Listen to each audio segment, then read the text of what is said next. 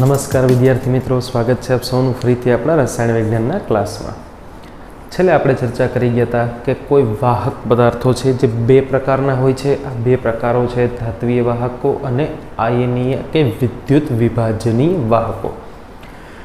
હવે ખાસ જે આયનીય અને વિદ્યુત વિભાજનીય વાહકો છે એમની વાહકતા અને એમનો અવરોધ કઈ રીતે માપવો એ મુદ્દો છે એ આપણો નેક્સ્ટ અહીંયા ટોપિક છે, તો એની ચર્ચા કરશું. અને સૌ પ્રથમ એમાં જે તકલીફ પડે છે એની વાત કરશું. ધ્યાન આપો બધા અહીંયા બોર્ડ ઉપર કે આયનીય વાહકતાના માપનમાં રહેલી સમસ્યાઓ. આયનીય વાહકતા માપીએ ત્યારે આપણને જે તકલીફો, જે સમસ્યાઓ નડે છે એની વાત સૌ પ્રથમ આપણે કરીશું. તો આપણે અહીંયા લખી શકીએ, એમાં બે અગવડતાઓ પડે છે. એમાં પહેલી અગવડતા જે છે કે જો ડીસી પ્રવાહ પસાર કરવામાં આવે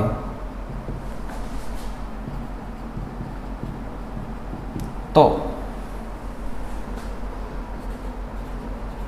વિદ્યુત વિભાજ્ય જે પદાર્થ આપણે યુઝ કર્યો છે એ વિદ્યુત વિભાજ્યના આયનો ક્રિયા કરી અને દ્રાવણ જે છે એનું સંઘટન જ બદલાઈ જાય છે.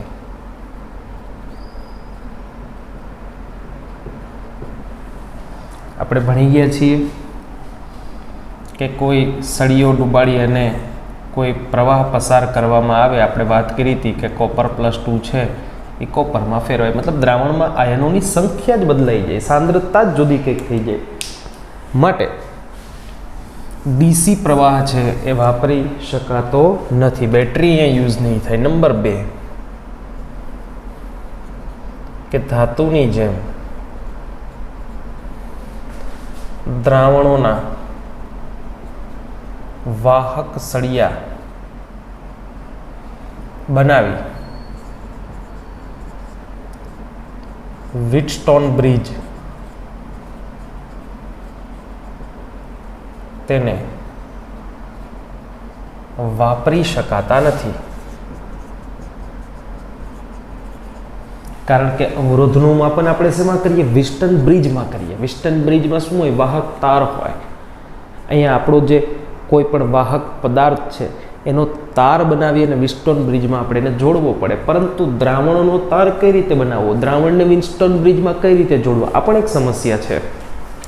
તો આ જે બે સમસ્યાઓ છે એનું નિવારણ છે આપણે હવે જોવાનું છે. આનું સોલ્યુશન શું કાઢ્યું છે જોઈએ તો પહેલી સમસ્યાનું નિવારણ છે ડીસીના બદલે એસી, અલ્ટરનેટિંગ કરંટ, જેને આપણે ઉલટ સુલટ પ્રવાહ વાપરવામાં આવે છે. નંબર 2, ધાતુની જેમ દ્રાવણોનો તાર નથી બનાવી શકાતો. ખાસ ડિઝાઇન કરેલ વાહકતા કોષ બનાવવામાં આવે છે.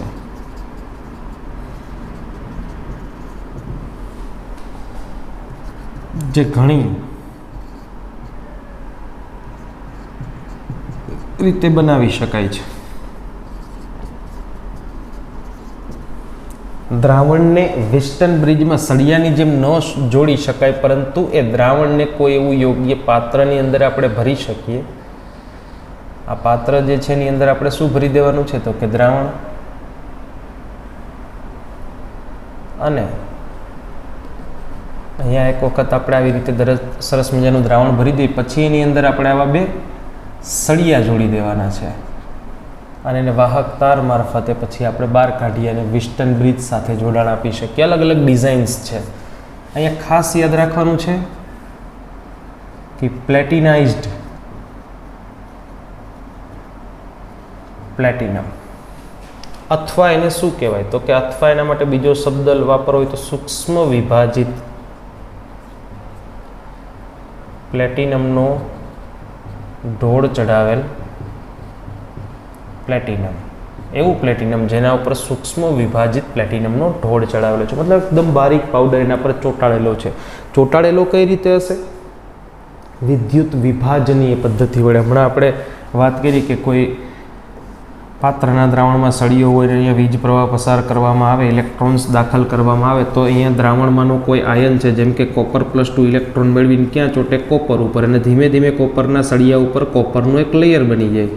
એવી જ રીતે પ્લેટિનમના સળિયા પર પ્લેટિનમનો ઢોળ વિદ્યુત વિભાજનીય પદ્ધતિઓ વડે ચડાવવામાં આવે, જેને પ્લેટિનાઇઝ્ડ પ્લેટિનમ કહેવાય. એના સળિયાઓ અહીંયા આપણે વાપરવાના થશે. તો તમે જોઈ શકો છો કે કેવું સરસ પાત્ર બનેવું જેમાં ભરેલું દ્રાવણ છે, એટલે એક સળિયાથી બીજા સળિયા તરફ ઇલેક્ટ્રોનનો જે પ્રવાહ વહે છે એ આયનો મારફતે વહે, દ્રાવણ મારફતે વહે છે. તો હવે આ સળિયા જેવું બંધારણ જે છે વાહક તાર મારફતે તમે વિસ્ટન બ્રિજ સાથે એક સળિયાની જેમ જોઈન્ટ કરી શકશો. તો બંને જે સમસ્યાઓ હતી એનું નિવારણ કાઢી નાખ્યું છે. ડીસીના બદલે એસી પ્રવાહ અને દ્રાવણ હતું તો એનું એક એવી રચના, એક આપણે કોષ ડિઝાઇન કર્યો જેને વાહકતા કોષ કહેવાય, જેને ડાયરેક્ટલી તમે વિસ્ટન બ્રિજ સાથે જોડી અને એનો અવરોધ છે માપી શકો છો. હવે આપણે અહીંયા આગળ વાત કરીશું વાહકતા કોષની. તો વાહકતા કોષની અડધી માહિતી તો આપણે ઉપર આપી દીધી છે કે ભાઈ પ્લેટિનાઇઝ્ડ પ્લેટિનમના સૂક્ષ્મ વિભાજિત પ્લેટિનમનો જે ઢોળ ચડાવેલું પ્લેટિનમના સળિયા છે, એક પાત્ર છે જેમાં તમે દ્રાવણ ભરી શકો અને વાહક તાર મારફતે એને વિસ્ટન બ્રિજ સાથે જોડી શકો છો. અહીંયા અવરોધ ગણવાનું જે સમીકરણ છે ρ × L/A, અથવા તો સિમ્પલી રોના બદલે તમે કે પણ યુઝ કરી શકો, 1/K × L/A. જ્યાં આ જે સમીકરણ છે એમાં R છે એ અવરોધ છે, ρ છે એ અવરોધકતા છે, K છે એ કપ્પા એટલે વિશિષ્ટ વાહકતા છે. અહીંયા એક સરસ મજાની ટર્મ આવે છે L/A, જ્યાં આ L/A જે છે એને આપણે આપેલા વાહકતા કોષનો કોષ અચળાંક એવું નામ આપીશું. L/A ને આપણે શું કીધું? કોષ અચળાંક કીધું છે. અને L/A બરાબર તમે શું લખી શકો? K × R લખી શકો છો.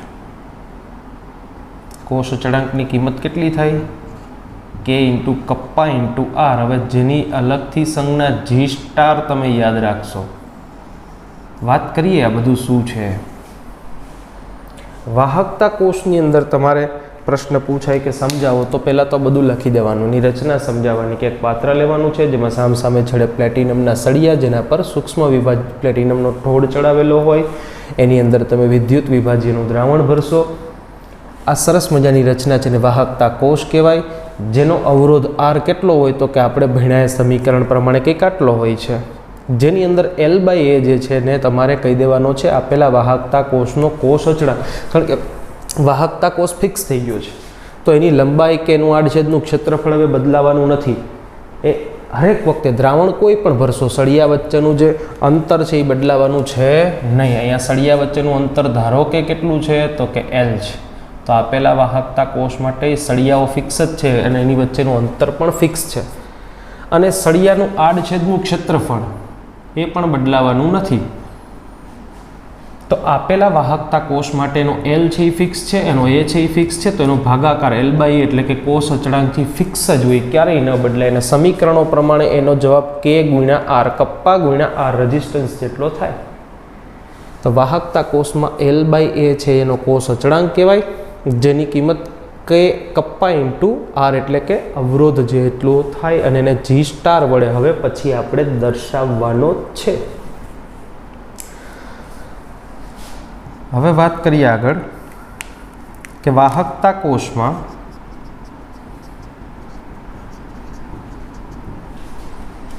L અને A ની કિંમતોનું માપન અવિશ્વસનીય છે. હવે એનું શું કારણ? તો કે કોઈ જો વાહક તાર હોય, જેમ કે તમે કોઈ તાર લીધો છે, એમાં એક છેડેથી વીજ પ્રવાહ પસાર થાય ને બીજા છેડેથી નીકળે છે, તો આપણને ખબર જ છે કે વીજ પ્રવાહ આ લેન્થમાં કામ કરે છે. પરંતુ વાહકતા કોષમાં શું તકલીફ પડે? તો કે કોઈ સળિયો નથી, અને બે જે સળિયા છે એમાં વીજ પ્રવાહ સળિયા મારફતે જ વહે એવું નથી. એક સળિયાથી બીજા સળિયા સુધી પહોંચતા પહોંચતા ઇલેક્ટ્રોન ક્યાંથી વહે છે? દ્રાવણમાંથી. તો અહીંયાથી સીધો કોઈ વીજ પ્રવાહ સામેના સળિયા પર જાય એવું જરૂરી નથી, એ ડિસ્ટર્બ થતો થતો પણ કદાચ જાય.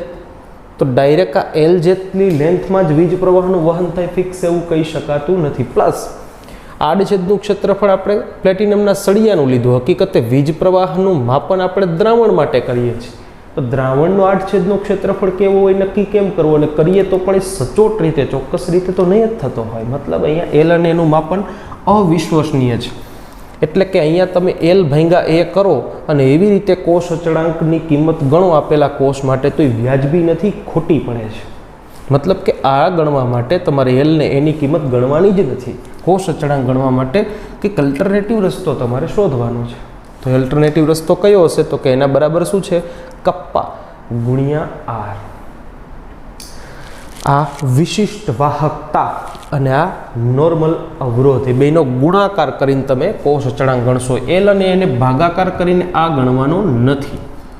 કોષ અચળાંક જી સ્ટાર છે એની ગણતરી એલ અને એ પરથી નહીં થાય, કે અને આર પરથી થશે. એના માટે હવે શું કરવાનું છે? માટે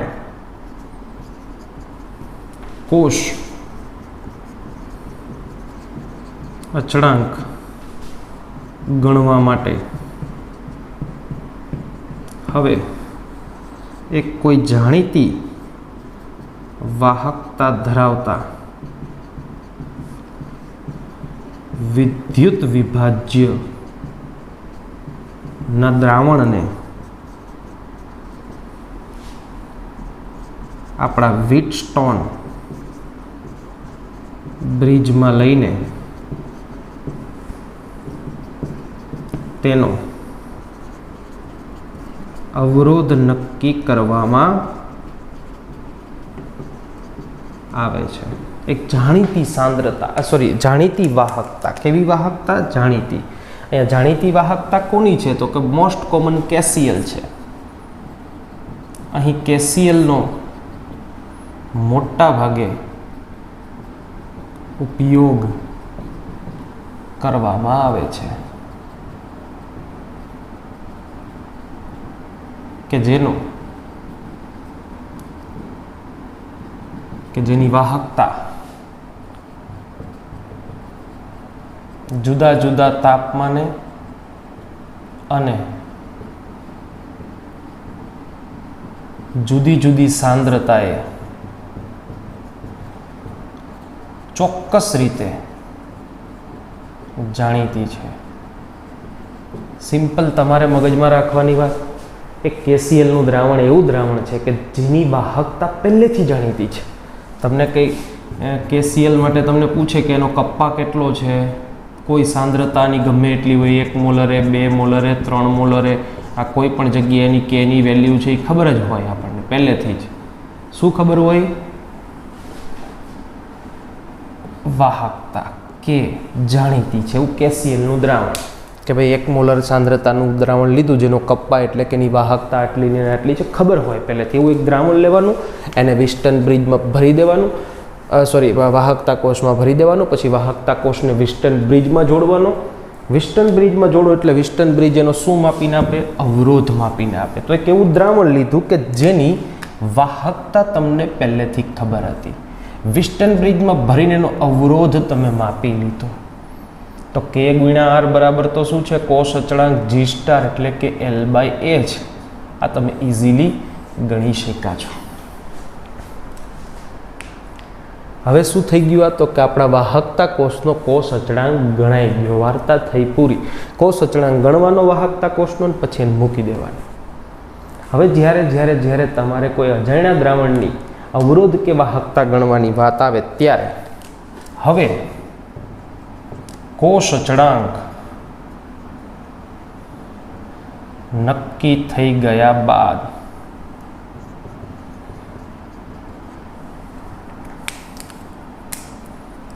અજૈણા દ્રાવણનો અવરોધ નક્કી કરીને તેની વાહકતા ગણી શકાય છે. કોષ અચળાંક નક્કી થઈ ગયા પછી હવે કોઈ અજાણ્યું દ્રાવણ KCl ને તો એક જ વાર ભરવાનું કોષ અચળાંક નક્કી કરવા માટે. KCl ભરવાનું, એનો અવરોધ માપવાનો, એને ક્યાં વિસ્ટન બ્રિજમાં. વિસ્ટન બ્રિજ ફિઝિક્સમાં આવે છે, આપણે પણ આવે થોડી વાત કરશું હમણાં એની.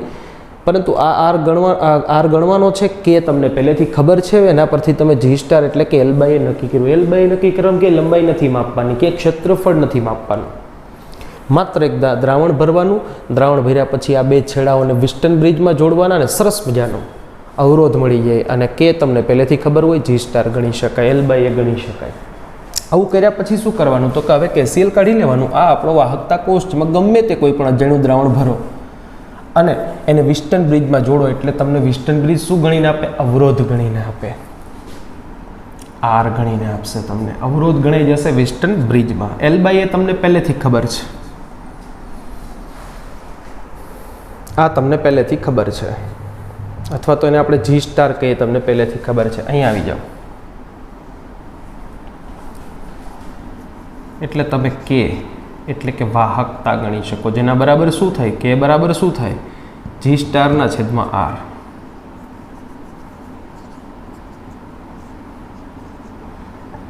G સ્ટાર શું છે? કોષ અચળાંક, કે જે એક જ વખત ગણવાનો હોય, પછી મશીન માટે એ કોઈ દિવસ બદલાવાનો નથી. નીચે શું છે? અવરોધ. એટલે તમને મળશે શું? આ વાહકતા મળશે. શું મળશે? વાહકતા મળશે. અજાણ્યા દ્રાવણની વાહકતા કઈ રીતે માપવાની? તો કે એની વાહકતા બરાબર કોષ અચળાંકના ભાગ્યા અવરોધ. અવરોધ ક્યાંથી આવ્યું? તો કે અજાણ્યા દ્રાવણને વાહકતા કોષમાં ભરી એ વાહકતા કોષને વિસ્ટન બ્રિજમાં જોડો એટલે એનો અવરોધ તમને મળે. કોષ અચળાંક ક્યાંથી આવ્યું? તો કે જાણીતી વાહકતાવાળું KClનું, જેની વાહકતા જાણીતી છે એવું KClનું દ્રાવણ ભરવાનું, એને વિસ્ટન બ્રિજમાં જોડો એટલે એનો અવરોધ મળે. એ બેનો ગુણાકાર છે ને G સ્ટાર કહેવાય. ગણીને પછી KCl કાઢીને મૂકી દેવાનું. તો આ ટાઈપમાં વાહકતા તમે કંઈક આવી રીતે ગણી શકો છો. વિસ્ટન બ્રિજનું કાર્ય અહીંયા નાનકડું એવું સમજાયું છે. વિસ્ટન બ્રિજ ઉપર એક નાનકડી નજર કરીએ, જો કે ફિઝિક્સમાં આવે છે, ડિટેલમાં જવાનું નથી આપણે.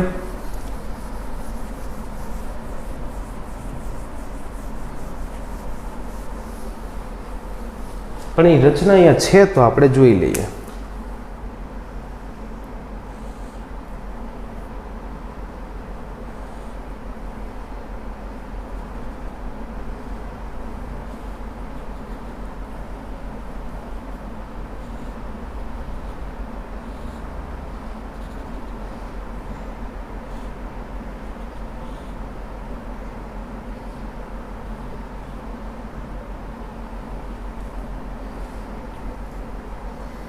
અહીંયા આપણે R1 મૂકી દઈએ છીએ, અહીંયા આપણે R2 મૂકી દઈએ છીએ, અહીંયા આપણો R3 છે, અહીંયા આપણો R4 છે. જ્યાં R3 અને R4 એ ફિક્સ જ હોય અને અચળ અવરોધો છે. વિસ્ટન બ્રિજના અચળ મતલબ એ બદલાવાનો હોય, ફિક્સ જ હોય, ક્યારેય ન બદલાય. અહીંયા R1 જે છે એ ચલ અવરોધ, ચલ મતલબ વેરિયેબલ, એવો અવરોધ છે કે જે તમારા હાથમાં એક ટ્રિગર હોય, તમે લીવર દઈ શકો, વધારી ઘટાડી શકો છો. આ R2 જે છે એ તમારો પેલો પ્લેટિનમ વાળો એ શું છે? આપણો અજાણ્યા દ્રાવણનો અવરોધ. અહીંયા O છે, ઓસિલેટર મતલબ કે તમારો સ્ત્રોત છે. O શું છે? તમારો સ્ત્રોત. શેનો? વીજ પ્રવાહનો સ્ત્રોત છે, જે શ્રાવ્ય આવૃત્તિ, શ્રાવ્ય એટલે સંભળાય, અવાજની આવૃત્તિ જે છે, જે 500 થી લઈ અને 2000 સાયકલ પર સેકન્ડની આવૃત્તિ પર સેકન્ડ અથવા હર્ટ્ઝમાં જેને આપણે ગણીએ એ આવૃત્તિનો પ્રવાહ અહીંયાથી પસાર કરે છે. કેટલો પ્રવાહ પસાર કરે છે? કોઈ આઈ જેટલો પ્રવાહ, પછી અહીંથી I1 જાય, અહીંથી I2 જાય. આ બધું ફિઝિક્સમાં આવે છે, આપ સૌને ખબર છે. અને કેલ્ક્યુલેશન કરતાં સમીકરણ શું આવે તો કે અજાણ્યા પદાર્થનો અવરોધ R બરાબર R4/R3 અને અહીંયા R1 આવશે. R3/4 તમને ખબર છે કારણ કે ફિક્સ જ છે, બદલાવાના જ નથી ક્યારે. R1 છે તમે લીવર દઈ પ્લસ માઇનસ કરી શકો છો. શું કામ પ્લસ માઇનસ કરવાના? તો કે અહીંયાથી જે પ્રવાહ જાય છે અને અહીંયાથી જે પ્રવાહ આવે છે વચ્ચે અહીંયા તમારે સંસૂચક જે મૂકેલો છે એ સંસૂચકની અંદર અહીંયા સંસૂચક શું હોય તો કે નોર્મલ વિસ્ટન બ્રિજ જે નોર્મલ પ્રવાહ ડાયરેક્ટ કરંટ માપતો હોય, ડાયરેક્ટ કરંટ પસાર થતો હોય ત્યારે જે પ્રવાહ માપીએ છીએ આપણે, તો એની અંદર તો ગેલ્વેનોમીટર હોઈ શકે. પરંતુ અહીંયા તમારે ખાસ યાદ રાખવાનું છે કે એસી કરંટ યુઝ કરવાનું છે, તો બહુ હાઈફાઈ એસી કરંટ યુઝ ન થઈ શકે. નોર્મલ શ્રાવ્ય મતલબ સંભળાય એટલી આવૃત્તિનો, એટલે અહીંયા હેડફોન જેવું કોઈ ઉપકરણ તમે સંસૂચક તરીકે ગેલ્વેનોમીટરની જેમ અહીંયા હેડફોન યુઝ કરી શકીએ. એનો શું ઉપયોગ હોય તો કે આને બેલેન્સ કરવા માટે, સ્થિર કરવા માટે વિસ્ટન બ્રિજને અહીંયાથી જે પ્રવાહ જાય છે આપણને ખ્યાલ છે, તમે ફિઝિક્સમાં ભણો છો કે ભાઈ અહીંયાથી I1 જતો હોય તો અહીંયાથી I3 જતો હોય, I3 I1 વચ્ચેનો તફાવત કેટલો હોય તો કે અવરોધ જેટલો હોય. પરંતુ આ જે બે પોઈન્ટ ઉપર જે બેલેન્સ થાય ત્યારે શું હોય તો કે પોટેન્શિયલ છે 0 થઈ જવો જોઈએ. આ પોટેન્શિયલ 0 થાય ત્યારે બેલેન્સ થયો કહેવાય અને ત્યારે આ સમીકરણ સાચું પડે. 0 ક્યારે થાય તો કે અહીંયાથી કોઈ પ્રવાહનું વહન ન થાય ત્યારે. તો તમારે શું કરવાનું તો કે R1 ને એવી રીતે પ્લસ માઇનસ કરવાનું કે આ લાઈન ઉપર કોઈ પ્રવાહનું વહન થાય નહીં. એ જ્યારે બેલેન્સ થાય વિસ્ટન બ્રિજ ત્યારે આ સમીકરણ સાચું પડે. એટલે એક અવરોધ છે વેરિયેબલ છે જેને તમે પ્લસ માઇનસ કરી શકો. બધું ફિઝિક્સમાં ડિટેલમાં આવે છે. તો આ સમીકરણ પરથી તમે R2 ગણી શકો. આપણે આ સમીકરણ પરથી કોઈ જ દાખલા પૂછાતા નથી. આપણે અહીંયા કોઈ જ કામ નથી કરવાનું. આપણે કામ અહીંયા કરવાનું છે કે બરાબર શું થાય એની વાત આપણે કરવાની થાય. એક નાનકડું સમીકરણ હજી પણ આપણે લખી શકીએ છીએ કે બરાબર G સ્ટાર તો છે જ, અને R જે છે 1/Rની જગ્યાએ તમે વાહકતા શું લખી શકો? G. એટલે અહીંયા G પણ લખી શકાય. K બરાબર G star into G. K શું છે? વાહકતા. આમ તો વિશિષ્ટ વાહકતા, નોર્મલ વાહકતાથી G જ, પરંતુ K છે વિશિષ્ટ વાહકતા છે. એવું અહીંયા તમારે યાદ રાખવાનું થાય. વિશિષ્ટ વાહકતાને થોડી વ્યવસ્થિત રીતે હજી આપણે મગજમાં રાખીએ, સમજીએ.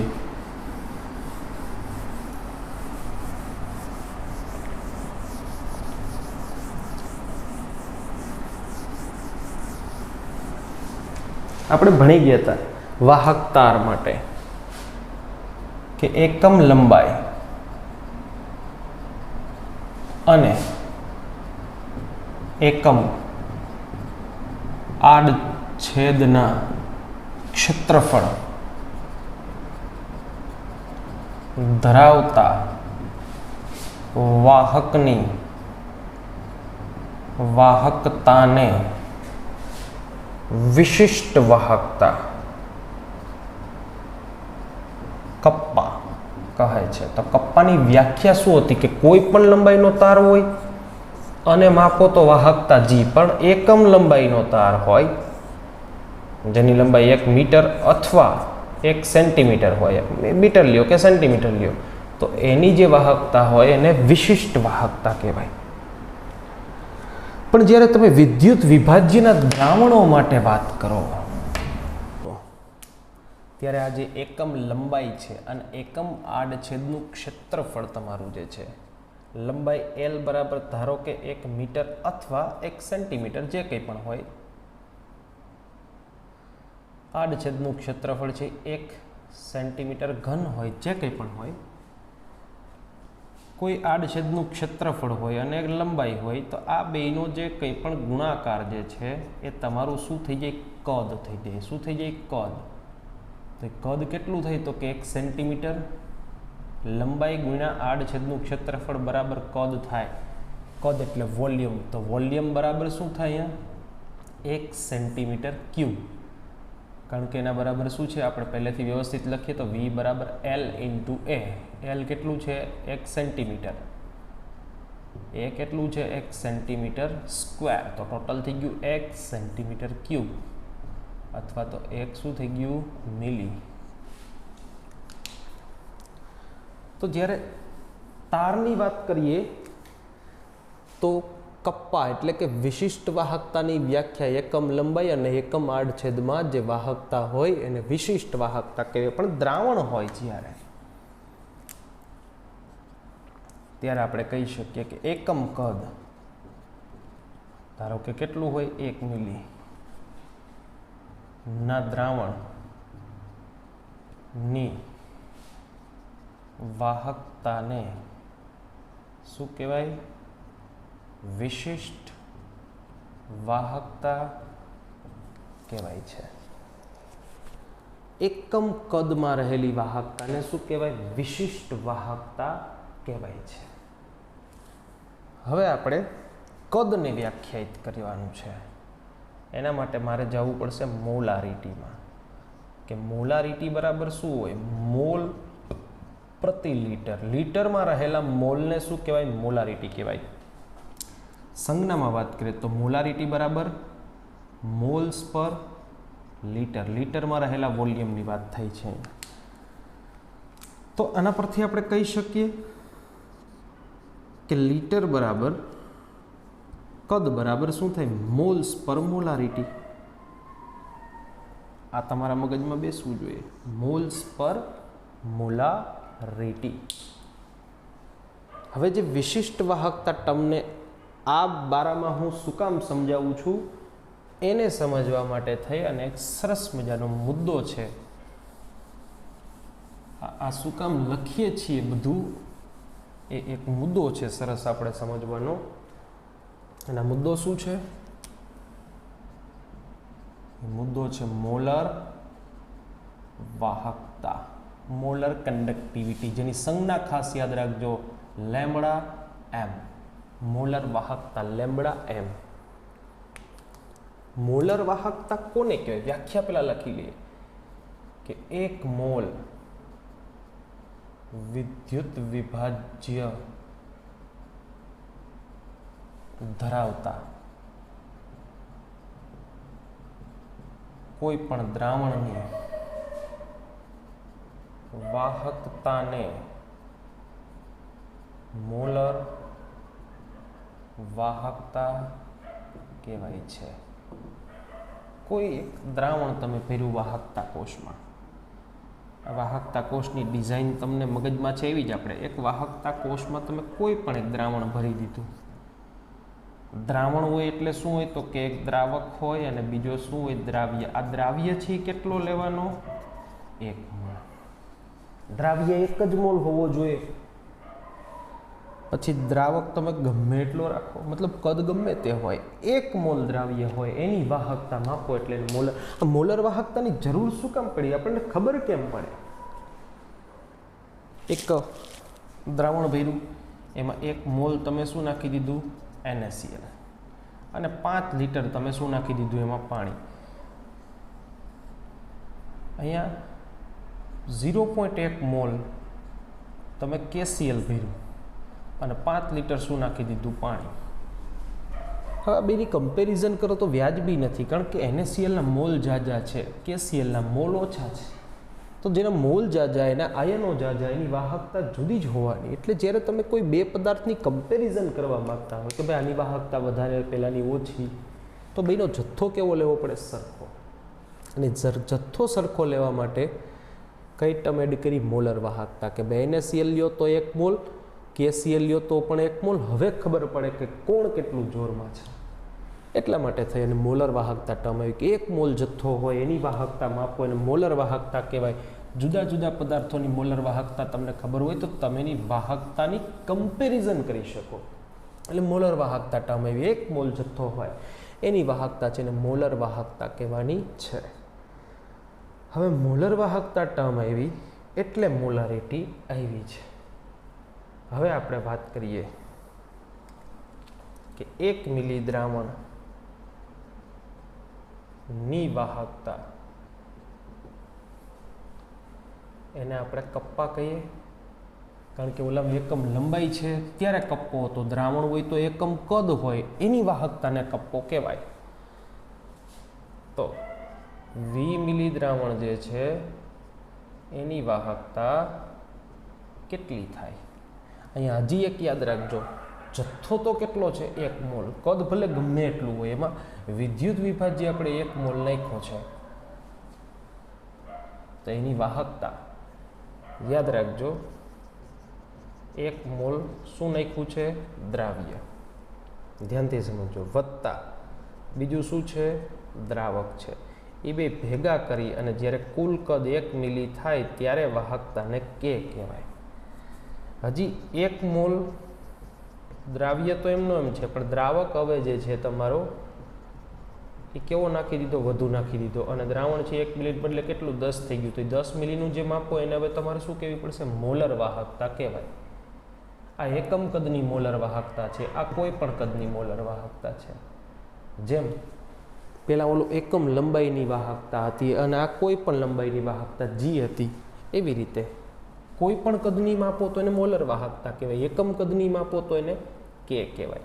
તો અહીંયા આપણે શબ્દ વચ્ચે એડ કરીએ એટલે તમને સરસ રીતે સમજતા ફાવે. 1 મિલી દ્રાવણની મોલર વાહકતાને કપ્પા કહેવાય. વ્યાખ્યા આવી ગઈ, કપ્પાની વ્યાખ્યા. વિદ્યુત વિભાજ્યના દ્રાવણ માટે કપ્પા કોને કહી શકાય? 1 મિલી દ્રાવણની જે મોલર વાહકતા હોય એને કપ્પા કહેવાય. તો 20 મિલી કોઈ અલગ કદની જે દ્રાવણ છે એની મોલર વાહકતા કેટલી થાય? હવે આ ગણવા માટે આપણે પહેલા વીને વ્યાખ્યાયિત કરીએ એવા છે. જુઓ, મોલારિટીના સમીકરણમાં મોલ પ્રતિ લીટરમાં જે કદ વી હતું એ વી બરાબર મોલ્સના છેદમાં મોલારિટી. અહીંયા એક વસ્તુ ફિક્સ થઈ છે, 1 મોલ જથ્થો છે, મતલબ અહીંયા 1/m આવશે. વી બરાબર શું આવશે? 1/m આવશે. આ સમજો વાતને. તો અહીંયા આ ત્રિરાશિમાં જવાબ કોનો લેવાનો છે? મોલર વાહકતાનો. એના બરાબર શું થાય? K ઇન્ટુ વી ઓફ મિલી. પણ હજી અહીંયા તકલીફ છે, અહીંયા લીટર છે. એટલે હવે હું શું કરીશ કે વી ઓફ મિલી કરીશ, તો લીટરને મિલીમાં ફેરવીએ તો 1000 વડે ગુણવાના થાય, અને 1000 વડે ગુણો તો 1000ના છેદમાં શું થઈ જાય? એમ થઈ જાય. આ તમારું કદ છે, અહીંયા મૂકવાનું છે. હવે એનો એકમ શું થાય? તો ઉપર 1000 છે, નીચે મોલારિટી છે, મોલ પર મિલી થઈ ગયું છે. શું કામ? કારણ કે લીટર હતું એને મિલીમાં ફેરવી નાખ્યું છે. તો મિલી ક્યાં જતો રહે? ઉપર. એટલે આ શું થઈ ગયું? મિલી પર મોલ. આ શું હતું? લીટર પર મોલ હતું.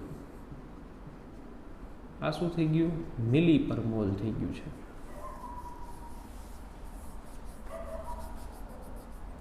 ચાલો તો અહીંયા કિંમતો મૂકીએ. કે તો કે જ છે, પણ 20 મિલીની કિંમત શું છે? તો કે 1000 ભાગ્યા મોલારિટી. એકમો શું છે? તો કે સિમેન્સ પર સેન્ટીમીટર. કેનો એકમ છે? કારણ કે આ મિલી ક્યાંથી એવું છે?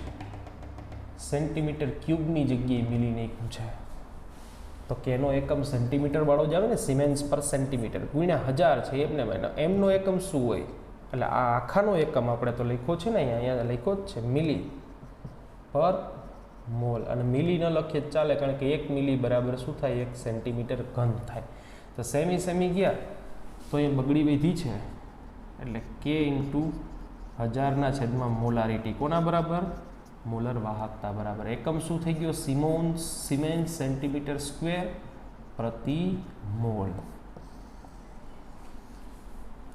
મોલર વાહકતાને પાછી એક વખત મગજમાં બેસાડવાની થાય કે કોઈ દ્રાવણ હોય એમાં આયનો વડે જે વાહકતા આપણે માપતા હોય એને મોલર વાહકતા શું કામ કહેવી પડી છે? કારણ કે આયનોની સાંદ્રતા ફિક્સ કરવા માટે. આયનોનો જથ્થો જો ફિક્સ ન હોય તો એકબીજાના આપણે કમ્પેરિઝન ન કરી શકીએ. એક દ્રાવણ અને બીજા દ્રાવણની વાહકતામાં કેટલો ફરક છે ક્યારે ખબર પડે? બેનો જથ્થો સરખો લીધો એટલે 1 મોલ જથ્થો લઈ અને પછી તમે વાહકતા માપો તો એને શું કહેવાય? મોલર વાહકતા કહેવાય. હવે મોલર વાહકતા અને એમાં પછી વિશિષ્ટ મોલર વાહકતા. આ જે થઈ કે એને આપણે શું કહેશું? વિશિષ્ટ મોલર વાહકતા કહેશું આને, કપ્પાને. તો એ બેમાં ફરક શું હોય તો કે એકમ કદની માપો તો એ વિશિષ્ટ મોલર વાહકતા, એને નોર્મલ ન કહેવાય, એને શું કહેવાય? વિશિષ્ટ કહેવાય. 1 મિલી દ્રાવણની વિશિષ્ટ મોલર વાહકતા કે છે, તો 20 મિલી દ્રાવણની મોલર વાહકતા, કારણ કે પછી અલગ કદ થાય તો એને વિશિષ્ટ શબ્દ ન લગાડી શકાય, એને આપણે નોર્મલ મોલર વાહકતા જ કહીએ. કેટલી હોય? ક્રોસ ગુણાકાર K ગુણ્યા V. હવે V ક્યાંથી લાવ્યા આપણે? મોલારિટી પરથી લાવ્યા, કે મોલારિટી બરાબર મોલ પ્રતિ કદ લીટરમાં. તો લીટરમાં કદ બરાબર મોલ્સ પર મોલારિટી થાય. હવે લીટરમાં કદ હતું, મિલી ફેરવો તો 1000 વડે શું કરવા પડે? ગુણવા પડે. અને એ આપણને કહી દીધું છે કે મોલ તો એક જ છે, એટલે મોલની જગ્યાએ આપણે શું મૂકી દીધા? 1 મૂકી દીધા છે, કારણ કે 1 મોલ તો જથ્થો રાખવાનો જ છે, ત્યારે જ એને મોલર વાહકતા કહેવાય. તો વીની જગ્યાએ શું આવ્યું? 1000 ના છેદમાં એમ. એકમ શું છે તો કે લીટર હતું તો લીટર પર મોલ, મિલી છે તો મિલી પર મોલ. એ મિલીના બદલે સેમી ઘન લખી શકાય. 1 મિલી બરાબર 1 સેન્ટીમીટર ઘન, 1 મિલી બરાબર 1 સેમી ઘન. 11માં આવી ગયું છે. અને કપ્પાનો એકમ સિમોન્સ પર મીટર અથવા સિમોન્સ પર સેન્ટીમીટર હોય, પણ અહીંયા સેન્ટીમીટરમાં આપણે લખવાનું છે, કારણ કે મિલી છે. મિલીને આપણે સેન્ટીમીટરમાં ફેરવશું તો કપ્પો પણ સેન્ટીમીટરવાળો રખાય, એટલે હિસાબ વ્યવસ્થિત થાય. તો આ તમારો સરસ મજાનો એકમ થઈ ગયો છે. હવે અહીંયા જ આ જ વસ્તુમાં આપણે થોડો ફેરફાર કરવો છે. 2 પાર્ટ પાડીએ આપણે અહીંયા. હવે લીટરના બદલે જો V છે મીટર ઘનમાં આવે, મિલી જેમ લીટરનું મિલી કર્યું, મીટર ઘન પણ કરી શકાય. તો 1 લીટર બરાબર 10⁻³ અથવા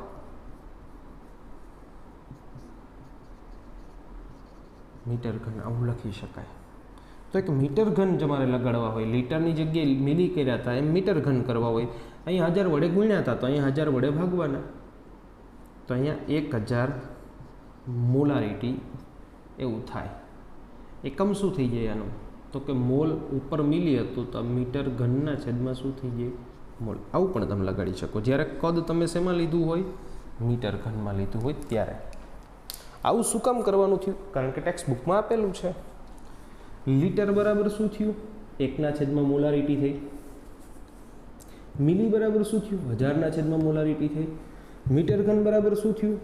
1/1000 ગુણ્યા મોલારિટી થઈ. અહીંયા લીટર પર મોલ, અહીંયા મિલી પર મોલ, અહીંયા મીટર ઘન પર મોલ. આ બધાના કન્વર્ઝન ખબર હોવા જોઈએ. લીટરને 1000 વડે ભાગો તો મીટર ઘન થાય.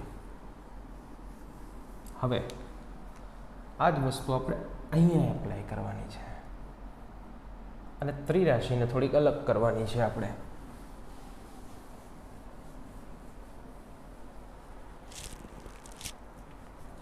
આ ત્રિરાશિ છે, પણ મિલીના બદલે મીટરમાં હિસાબ કરીએ.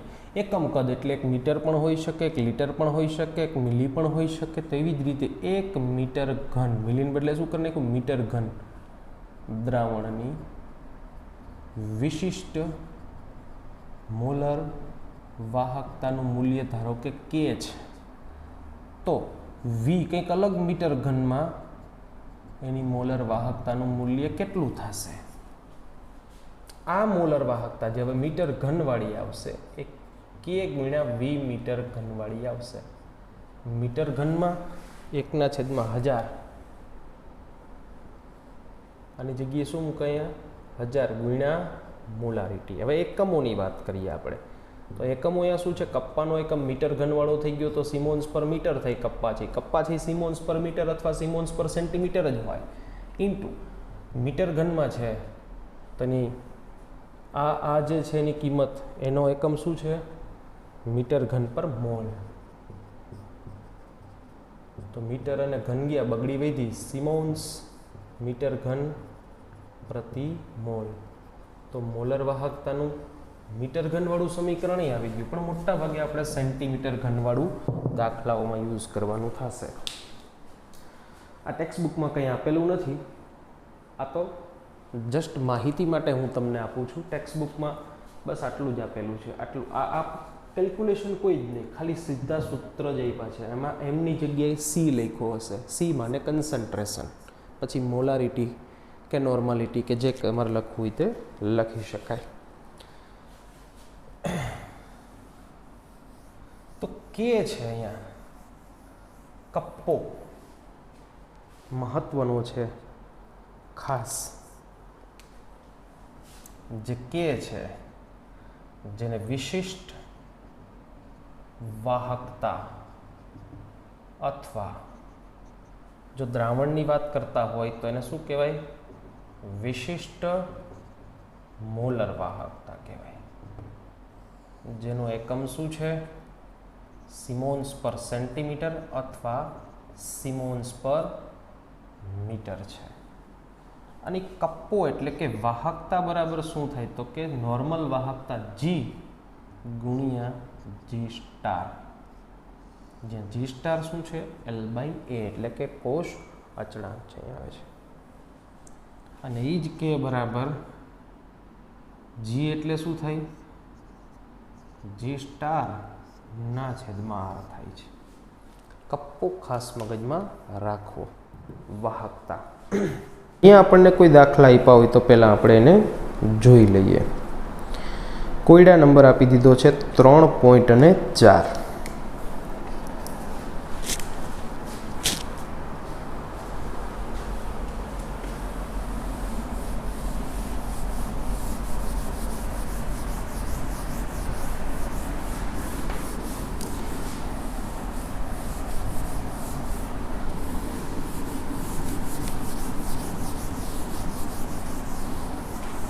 સમીકરણ આપણે શું શું યાદ રાખવાના છે?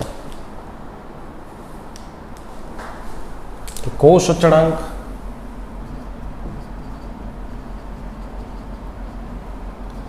G સ્ટાર બરાબર અવરોધ R ગુણ્યા વિશિષ્ટ વાહકતા કે, આને તમે L/A પણ કહો છો. આ સિવાય મોલર વાહકતા છે K/C into 1000 Symons centimetre square ના છેદમાં મોલ અથવા K/C. C એટલે મોલારિટી. હવે અહીંયા નીચે 1000 તમે લખો 10,000 C તો એ સિમોન્સ મીટર સ્ક્વેર પર મોલ થઈ ગયું છે. અહીંયા આપણે બે જ સમીકરણોનો ઉપયોગ કરવાનો થયો છે. શું આપી દીધું છે રકમમાં? કે 0.1 મોલર KCl ના દ્રાવણ ભરી અને વાહકતા કોષનો અવરોધ છે 100 ઓહમ છે, માલુમ પડ્યો. ક્વેશ્ચન કોયડો 3.4. એક કેસીએલનું દ્રાવણ ભર્યું છે જેની સાંદ્રતા કન્સન્ટ્રેશન એટલે કે મોલારિટી આપી દીધી છે 0.1 મોલર છે. આ 0.1 મોલર એટલે કે મોલ પ્રતિ લીટર, અને એનો અવરોધ આપણને આપી દીધો 100 ઓહમ. હા, આપી દીધી છે કે બરાબર 1.29 સિમોન્સ પર સેન્ટીમીટર. આ પહેલી કન્ડિશન માટે છે. બીજી કન્ડિશનમાં સાંદ્રતા આપી દીધી છે આપણે 0.02 મોલ પર લીટર, અને ત્યારે આપણને શું પૂછ્યું છે? એની વાહકતા અને એની મોલર વાહકતા બે પૂછ્યા છે. બરોબર છે, વાહકતા અને મોલર વાહકતા બે પૂછ્યા છે. ચાલો તો પહેલાં એક જાણીતું દ્રાવણ આપી દીધું કે જેની કે અને આરની વેલ્યુ ખબર છે, ને પછી અજાણ્યું દ્રાવણ છે એના માટે પૂછ્યું છે. તો પહેલું કામ આપણું કોષ અચળાંકનું સમીકરણ. પહેલાં શું ગણી લઈએ? જી સ્ટાર. જી સ્ટાર બરાબર શું થાય? આર ઇન્ટુ કે. આર શું છે? 100. કે શું છે? 1.29. સમજો વાતને. આનો એકમ શું છે? ઓહમ. 100નો એકમ. 1.29નો શું છે? સિમોન્સ પર સેન્ટીમીટર. ઓહમ અને સિમોન્સ એકબીજાના વ્યસ્ત છે, પણ અહીંયા કંઈ આપણે એની જરૂર નથી. કોષ અચળાંક છે તો એને અચળ જ રહેવા દઈએ. કેટલું થઈ ગયું? 129. શું એકમ થઈ ગયો? Centimetre inverse. એના પછી આપણને આપી દીધું છે એક અજાણ્યું દ્રાવણ જેની સાંદ્રતા આપણને અહીંયા આપેલી છે. એક અજાણ્યું દ્રાવણ છે, એની આપણી પાસે સાંદ્રતા છે, કોષ અચળાંક અહીંયા છે આપણી પાસે. તો એ અજાણ્યું દ્રાવણ જેની સાંદ્રતા આપણને 0.2 મોલર આપી દીધી છે,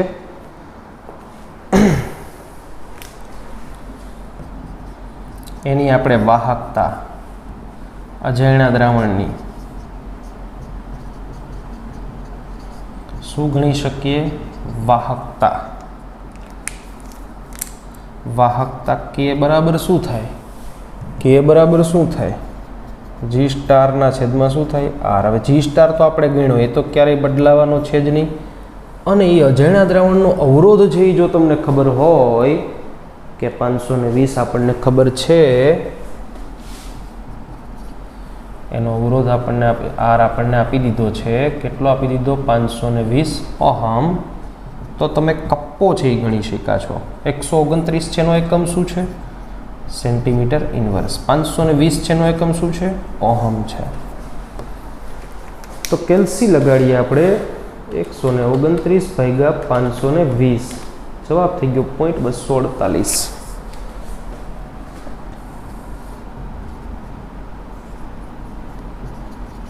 ઓહમનો ઇન્વર્સ, સેન્ટીમીટરનો ઇન્વર્સ, કપ્પો મળી ગયો છે. હવે તમારે શું હજી ગણવાનું બાકી છે? મોલર વાહકતા. મોલર વાહકતા બરાબર આમ તો કેના છેદમાં સી ગુણ્યા આપણે 1000 કરી દઈએ. કેની કિંમત કેટલી એવી? 0.248. કન્સન્ટ્રેશન એનું કેટલું આપેલું છે? 0.02. ગુણ્યા કેટલા કરવાના છે? 1000. એક નાનકડી ભૂલ છે અહીંયા આપણી. અહીંયા સિમોન્સ પર સેન્ટીમીટર નથી, સિમોન્સ પર મીટર છે, એટલે સેન્ટીમીટર ઇન્વર્સ ન લગાડી શકાય. અહીંયા સિમોન્સ પર શું કરવાનું? મીટર કરવાનું છે. એટલે આના બરાબર 1.29 મીટર ઇન્વર્સ એવો જવાબ આવશે. સોરી, 1.29 છે મીટર ઇન્વર્સ થશે. સોરી, મીટર ઇન્વર્સ થશે. એટલે આપણે 1.29 કરશું જ્યારે એને શું કરશું? સેન્ટીમીટર ઇન્વર્સ કરશું ત્યારે. સમજો, મીટર ઇન્વર્સ છે, છેદમાં મીટર છે, એટલે મીટરમાંથી સેન્ટીમીટરમાં જે 100 વડે ભાગવું આપણે, કારણ કે છેદમાં છે, એટલે 1.29 કરવાના હતા. એટલે અહીંયા 0.00 248 આવે. 0.00 248 આવશે.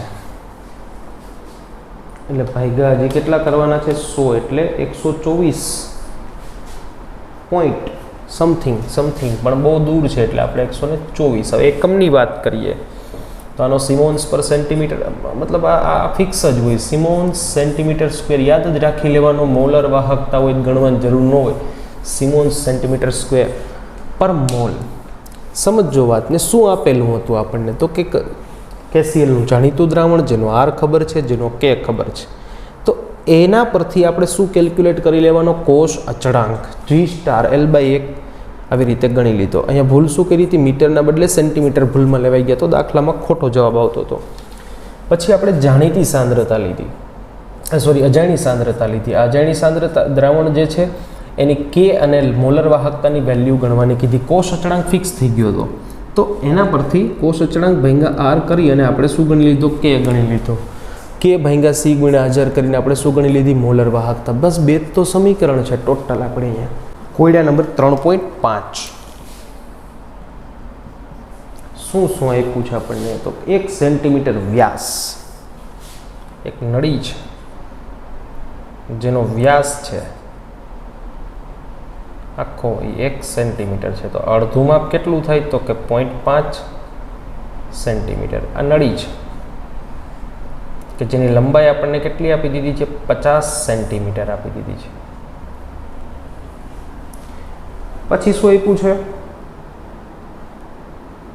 0.05 મોલરની સાંદ્રતા, એને OH દ્રાવણ જે ભરી દીધું છે એની કન્સન્ટ્રેશન આપણને 0.05 મોલ પર લીટર આપી દીધું.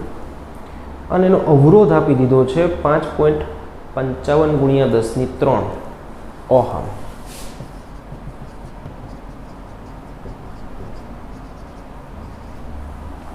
અને પૂછ્યું શું? તો કે વાહકતા, અવરોધકતા અને મોલર વાહકતા ગણો. ઘણું બધું પૂછી લીધું. રો પૂછી લીધું, કે પૂછી લીધું, મોલર વાહકતા પૂછી લીધું, ઘણું બધું પૂછી નહીં પૂછ્યું.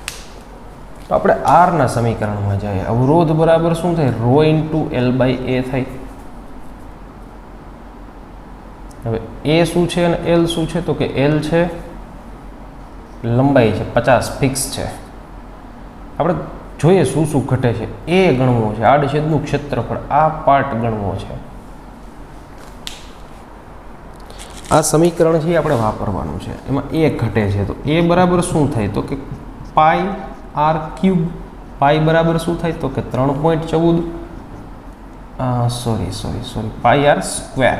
આરની કિંમત કેટલી આપી? તો કે આખો વ્યાસ 1 સેન્ટીમીટર આપ્યો તો ત્રિજ્યા કેટલી થઈ? 0.5 એનો સ્ક્વેર. 0.5 ગુણ્યા 0.5 ગુણ્યા 3.14. જવાબ આવી ગયો 0.785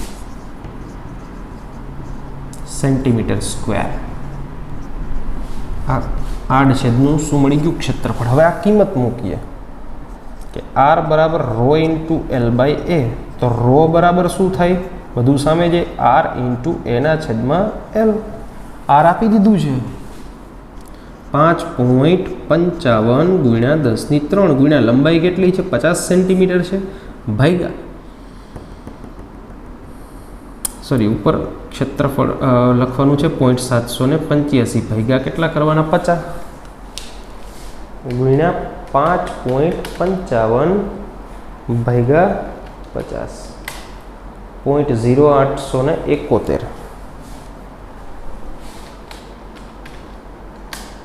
87.135 જવાબ આવશે. એકમ શું થાય? તો કે એકનો એકમ ઓહમ છે અને ઉપર એક લંબાઈ વધશે સેન્ટીમીટરમાં. બીજું શું પૂછ્યું? કપ્પો કે.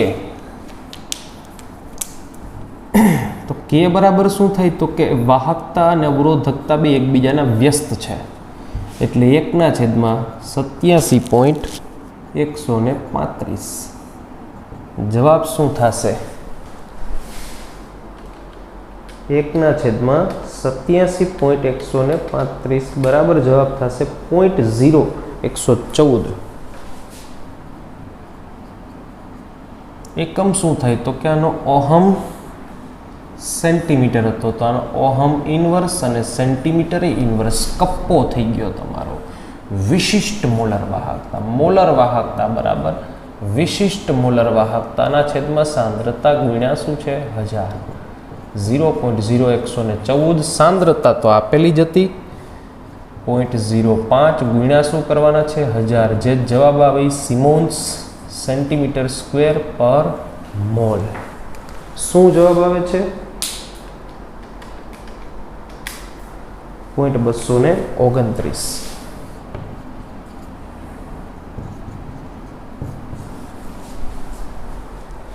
તો